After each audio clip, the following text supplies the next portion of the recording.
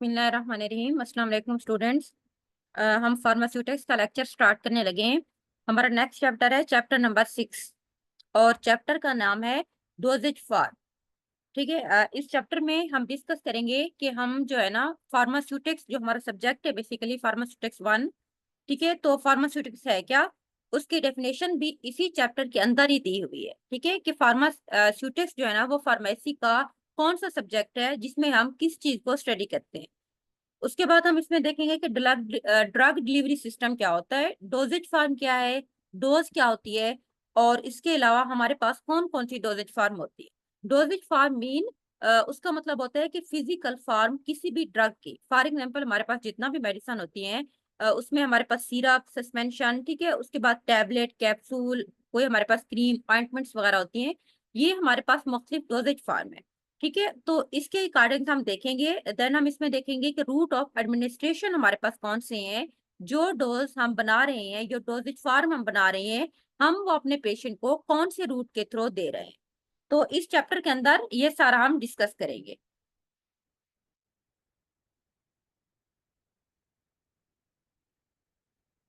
तो फर्स्ट हमारे पास है फार्मास्यूटिक्स क्या है। ठीक है, डेफिनेशन इसमें हम देखेंगे फार्मास्यूटिक्स की। तो what is pharmaceutics? Pharmaceutics is the branch of pharmacy that deal with the conversion of a new chemical entity, NCE। ठीक है, NCE एक एब्रिवेशन है जिसका मतलब होता है न्यू केमिकल एंटिटी। मीन जो हमारे पास एक केमिकल है, हम उसको किस तरह से कन्वर्ट करते हैं to a proper dosage form, तो हम उसको कहते हैं फार्मास्यूटिक्स। फार्मास्यूटिक्स फार्मेसी की वो ब्रांच होती है जिसके अंदर हम जो है ना कन्वर्ट करते हैं किसी भी केमिकल को इनटू ए प्रॉपर डोजेज फॉर्म या प्रॉपर ड्रग डिलीवरी सिस्टम के अंदर। It is also called the science of doses form design. हम इसे क्या कह सकते हैं कि ये हमारे पास बेसिकली साइंस है जिसमें हम एक डोजेज फॉर्म को जो है ना डिजाइन करते हैं। तो इसको हम science of doses form design भी कहते हैं। फार्मास्यूटिक्स सिंपल आप कह सकते हैं कि ये कन्वर्ट करती है एक ड्रग इनटू मेडिसिन। ड्रग होता है बेटा हमारे पास कोई नेचुरल सोर्स हो सकता है, जैसे हम प्लांट से लेते हैं ना, प्लांट के कोई लीव्स हैं या उसकी रूट्स या जो है ना उसकी सीड्स वगैरह जो हम अपनी मेडिसिन में यूज कर सकते हैं, वो हमारे पास ड्रग है। लेकिन जब हम उस ड्रग को एक प्रॉपर मेडिसिन में कन्वर्ट करते हैं तो वो उस ब्रांच को हम फार्मास्यूटिक्स कहते हैं। फॉर एग्जाम्पल अगर हम खांसी के सिरप की बात करते हैं, कफ सिरप, अगर उसमें हम कोई प्लांट्स यूज कर रहे हैं, फॉर एग्जांपल हम आईवी लीफ यूज कर रहे हैं या हम उसके अंदर ग्लाइसिराइजा यूज कर रहे हैं, तो उस ग्लाइसिराइजा को जो हमारे पास एक ड्रग था, जब हम उसको एक प्रॉपर खांसी की सिरप में कन्वर्ट कर देते हैं, इस सारी स्टडी को हम जिस सब्जेक्ट में करते हैं उसको हम फार्मास्यूटिक्स का नाम देते हैं। नेक्स्ट हमारे पास है ड्रग डिलीवरी सिस्टम क्या होता है। It is the administration of a drug और medicine to living system for their desire action in the body.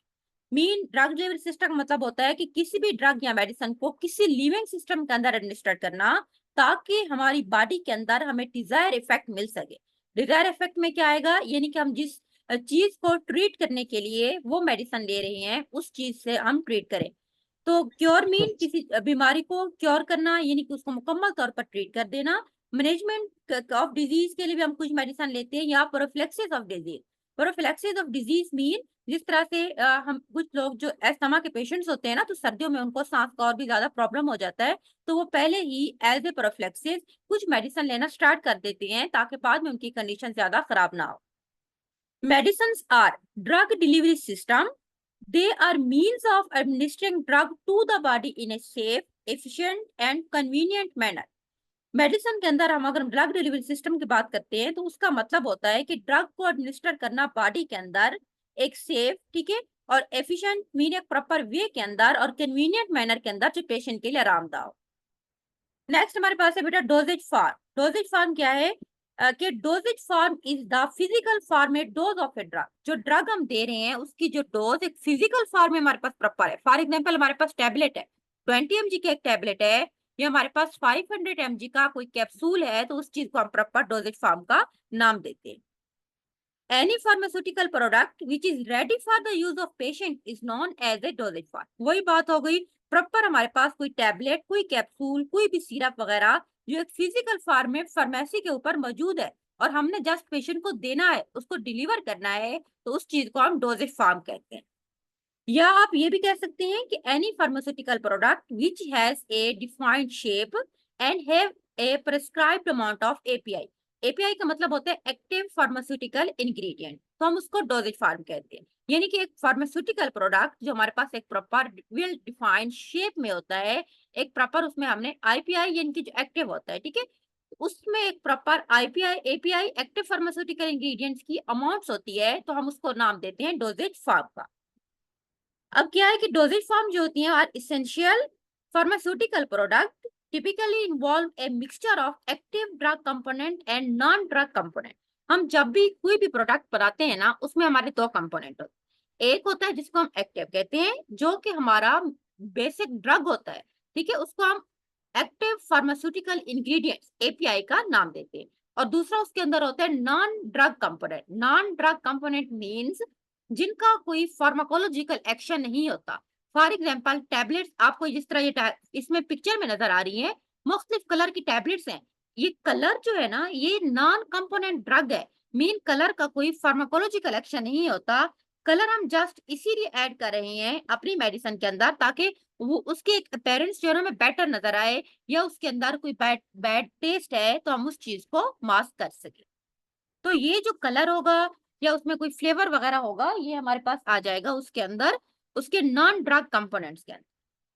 उसके बाद हमारे पास है ड्रग या एक्टिव इंग्रेडिएंट या मेडिकामेंट या मेडिसिनल एजेंट्स क्या होता है।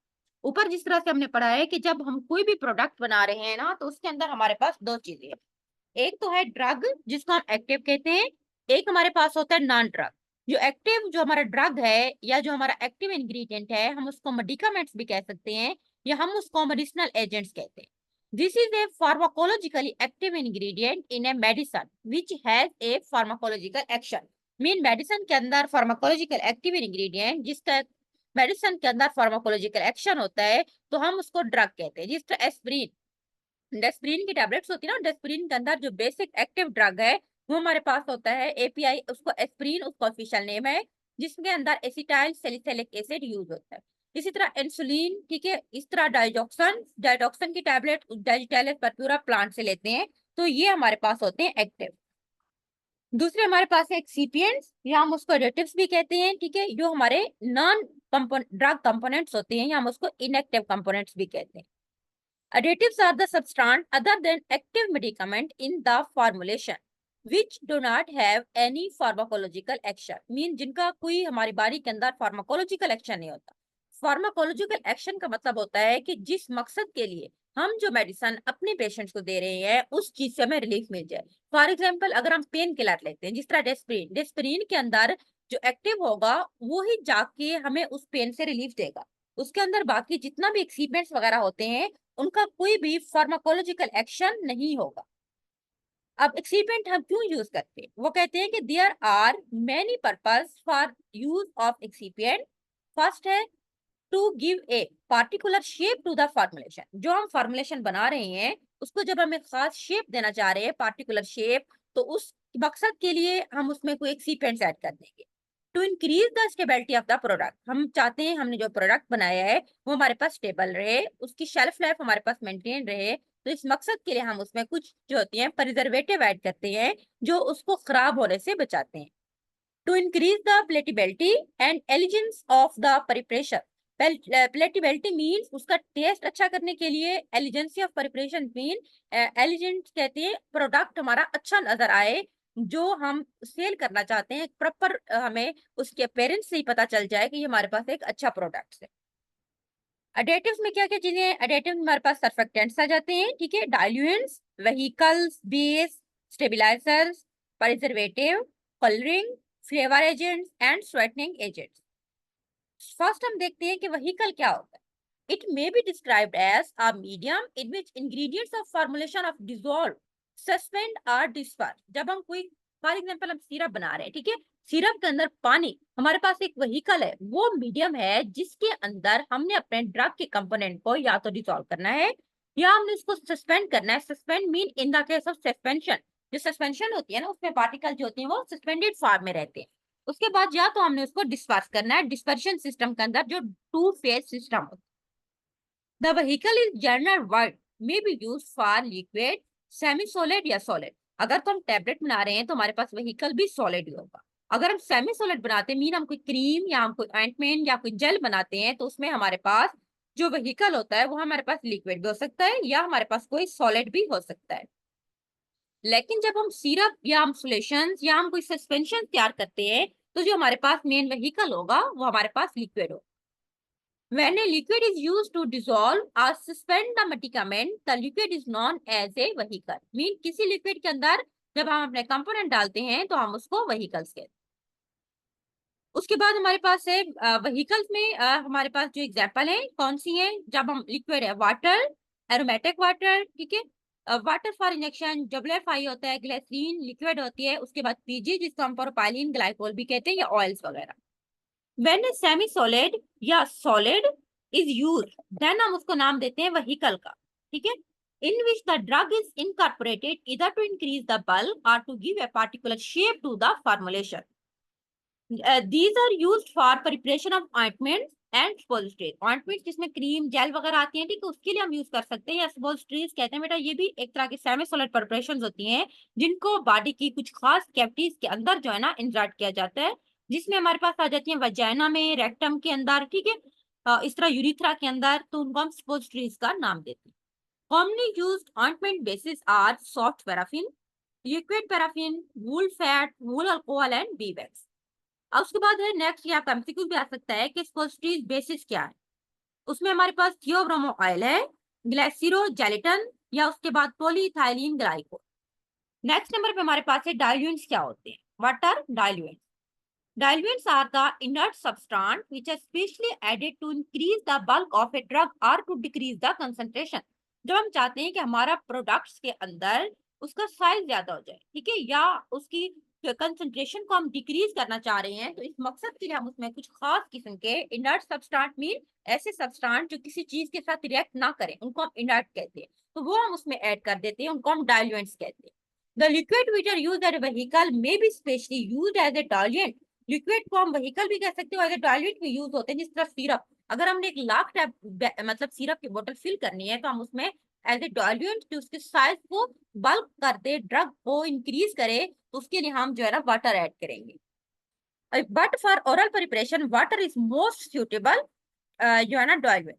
उसके बाद सॉलिड डाइल्यूट भी होते हैं जो हम पाउडर, ग्रेन्यूल्स, टैबलेट या कैप्सूल को फॉर्मुलेट करने के लिए उसमें ऐड करते हैं, where they are used to increase the bulk of other material for easy conversion into a proper dosage form. अब इसमें क्या है कि वो कहते हैं important drug diluents are incorporated to increase the bulk so that they can be weighed easily. For example, जिस तरह हम कोई सिरप सॉलिड की बात हो, मीन हम कोई टैबलेट या कैप्सूल बना रहे हैं, अगर हम 1 लाख टैबलेट बनाना चाहते हैं, तो उस चीज को ज्यादा करने के लिए उस पूरे बैच को जो हम पाउडर होगा, हम उसमें कुछ ऐसी चीजें ऐड करेंगे जो उनके साइज को इंक्रीज कर देंगे। उन चीजों में हमारे पास आ जाता है कालिन, lactose, starch, sorbitol, powder cellulose वगैरह, ठीक है, जिनको हम डाइल्यूएंट, एग्जांपल आपको लाजमी आनी चाहिए। देन हमारे पास है binder, substance used to cause addition of water particles in tablet granulation. जब हम टैबलेट बनाने के लिए ग्रेन बनाते हैं, तो ग्रेन के लिए बेटा हमें उन चीजों को आपस में अडियर करना होता है। एडिशन मीन उनको आपस में मिलाना होता है, मिक्स करना होता है, ताकि हमारे पास एक प्रॉपर जो है ना एक कंपैक्ट फॉर्म में पेस्ट बन सके। तो इस मकसद के लिए हम उसमें कुछ जो है ना सबस्टेंस ऐड करते हैं, जिनको हम बाइंडर्स का नाम देते हैं। For example acacia gum, sodium carboxy methyl cellulose, ठीक है, उसके बाद जेलेटन एंड लिक्विड ग्लूकोज, ये एज ए बाइंडर यूज होते हैं। देन हमारे पास है tablet disintegrant. Tablet disintegrant mean disintegration मतलब होता है ब्रेकअप कर देना चीजों की। जिस तरह हमारी बॉडी में जब टैबलेट जाती है स्टमक के अंदर, इंटेस्टाइन के अंदर, देन उसकी ब्रेकडाउन होती है, उसमें एक्टिव कंपोनेंट हमारे ब्लड में शामिल हो जाता है, एंड देन जो इनएक्टिव कंपोनेंट होता है ना, वो बॉडी से बाहर रिमूव कर जाता है। To promote the tablet breakup into smaller particle after administration, ठीक है, उन्होंने वही बात की है कि एडमिनिस्ट्रेशन के बाद जो पार्टिकल्स होते हैं हमारे स्टमक में जाते हैं, वहां पे उनकी ब्रेकडाउन होती है, तो इस मकसद के लिए हम पहले ही अपने प्रोडक्ट के अंदर कुछ इस तरह के सब्सटेंस ऐड करते हैं जिसको हम डिसइंटीग्रेंट्स कहते हैं। For example starch, MC, microcrystalline cellulose, carboxy methyl cellulose, sodium alginate and alginic acid. Next हमारे पास है लुब्रिकेंट्स या एंटी एडेरेंट्स क्या होते हैं। Prevent tablet ingredient from sticking to punch and die during production जब हम टैबलेट बनाते हैं ना बेटा, तो कंप्रेशन मशीन के अंदर कुछ पंच एंड डाइज होती हैं जिसके अकॉर्डिंग टैबलेट की शेप आती है। आप देखते हैं कुछ टैबलेट राउंड शेप होती हैं, कुछ ऑल शेप्स होती हैं, कुछ लॉन्ग होती हैं। तो इन शेप के लिए उनमें खास तौर पे पंच एंड डाइज होते हैं। हम चाहते हैं कि जो हमारा पाउडर्स है वो उन पंच या डाई के अंदर जाके स्टिक ना करे, तो इस मकसद के लिए हम कुछ लुब्रिकेंट या एंटी एडेरेंट उसमें ऐड करते हैं, जो कि हेल्प करते हैं स्मूथ टैबलेट फॉर्मुलेशन के अंदर। उसके एग्जाम्पल हमारे पास है मैग्नीशियम स्टीरेट एंड टार। उसके बाद हमारे पास है ग्रेडियंट्स। ग्रेडियंट्स क्या होते हैं? Use in the tablets and capsule formulation to improve the flow property of powder mixture. अब क्या होता है कि चाहे हमारे पास कैप्सूल फिलिंग मशीन होती है या हमारे पास टैबलेट मशीन होती है, उसके ऊपर एक हॉपर लगा होता है, ठीक है। हॉपर के अंदर हम अपने पाउडर्स को डालते हैं, वहां से वो नीचे आके डाइस के अंदर, पंच के अंदर पाउडर जो है ना प्रॉपर आता है, जिससे टैबलेट बनती है। तो हम चाहते हैं कि फ्लो जो है ना हमारा वो इम्प्रूव हो, मैक्सिमम फ्लो होगा, इट्स मीन कि स्मूथ टैबलेट आएंगी। तो इस मकसद के लिए हम उसमें कुछ सब्सटेंट ऐड करते हैं जिसको हम ग्रेडियंट्स का नाम देते हैं। फॉर एग्जाम्पल हमारे पास colloidal, silica and corn starch stock as a gradient use होते हैं। उसके बाद हमारे पास है नेक्स्ट है सर्फेक्टेंट या सरफेस एक्टिव एजेंट्स कौन से होते हैं? Surfactant may be defined as the substance which when add to a liquid lower the interfacial tension between two phase thus make them miscible।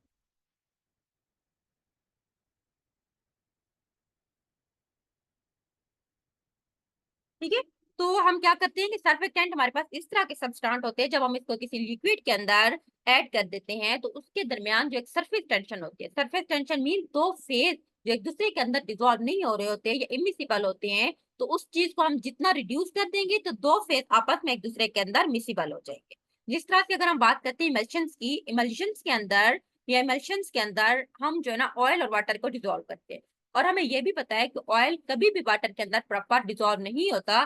तो इस मकसद के लिए हम उसके अंदर कुछ ऐसे सब्सटेंट ऐड करते हैं जिसको हम सर्फ एक्टिव एजेंट्स कहते हैं, जो उन दोनों फेज के दरमियान सरफेस टेंशन को लोअर करता है and then make them miscible. This phenomena is known as used to make the immiscible liquid miscible with each other and dissolve the drug। अब जो molecules of surfactant consist of two parts, उसमें बेटा दो होते हैं, एक होता है पोलर, दूसरा होता है non polar.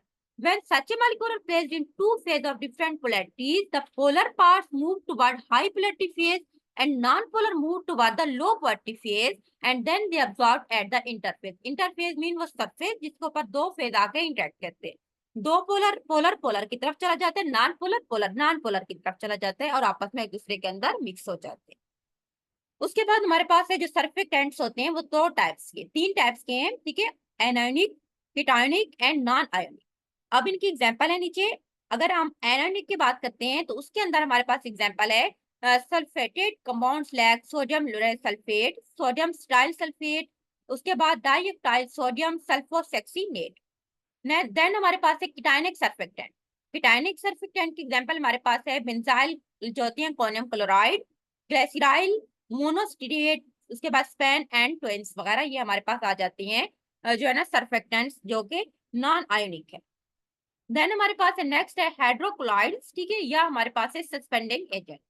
These are the higher molecular weight solid substance which when add to the water produce high viscous solution, suspension या gel। मीन चीज को थोड़ा सा थिक करने के लिए, जिस तरह सस्पेंशन होती है ना वो सिरप की निस्बत, जो सोल्यूशन की निस्बत थोड़ी सी थिक होती है, ठीक है। इस तरह कुछ हमारे पास मल्टीविटामिन की सिरप होते हैं वो भी काफी थिक होते हैं। तो इस मकसद के लिए हम उसमें कुछ सॉलिड सब्सटेंस ऐड करते हैं जिसको हम सस्पेंडिंग एजेंट्स का नाम देते हैं।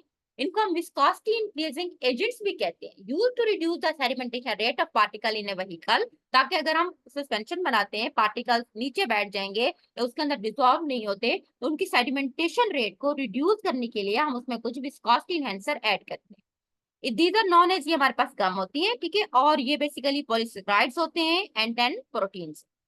क्लासिफिकेशन तीन तरह के, natural, semi synthetic and synthetic. Natural में हमारे पास है एग्जांपल अकेशिया, ट्रैगाकैन, एगर, जेलेटिन। उसके बाद हमारे पास है केफीन, ठीक है, एनिमल्स में होती है silica, colloidal aluminium, bentonite and veegum. Minerals है, ठीक है। उसके बाद सेमी सिंथेटिक जो कॉम्बिनेशन होता है, नेचुरल भी ले सकते हैं, उसमें हम कोई केमिकल भी ऐड कर सकते हैं। इसमें हमारे पास methyl cellulose, cellulose methyl cellulose, sodium carboxy methyl cellulose, hydroxy ethyl cellulose, उसके बाद हाइड्रोक्सी प्रोपाइल सेलुलोज वगैरह आती है। उसके बाद है synthetic, only a few are used, जिसमें हमारे पास कार्बोपोल्स हैं या पॉलीबैग्स। ठीक है, आज के लिए इतना ही काफी है। नेक्स्ट हम इंशाल्लाह अगले लेक्चर में पढ़ेंगे। अल्लाह हाफिज।